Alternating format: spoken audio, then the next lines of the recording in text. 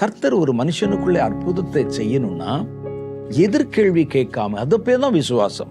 என்னை கூப்பிடுறாரு, என்னை கண்டிப்பா கர்த்தர் ஏதோ ஒரு பெரிய நோக்கத்திற்கு, எனக்கு புரியுதோ புரியலையோ, கர்த்தர் என்னை அழைக்கிறார், அவ்வளவுதான். அதுதான் அவங்க இங்க செஞ்சாங்க. இவர் யாருன்னே தெரியாது. மத்தேயு 4:18 நம்ம இந்த சம்பவத்தை வாசிக்கிறோம். அப்ப 2 சகோதரர்கள் வலை போட்டு மீன் பிடிக்கிறாங்க. அவர் அழைத்தார், போனாங்க.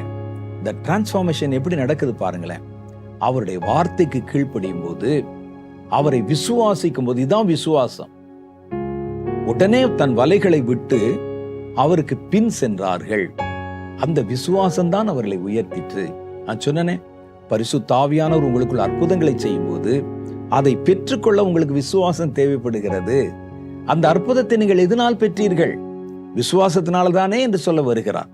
அப்ப அந்த விசுவாசம் இருக்கும்போதுதான் நமக்குள் நடக்கிற அற்புதங்களை நம்மால பெற்றுக்கொள்ள முடிகிறது.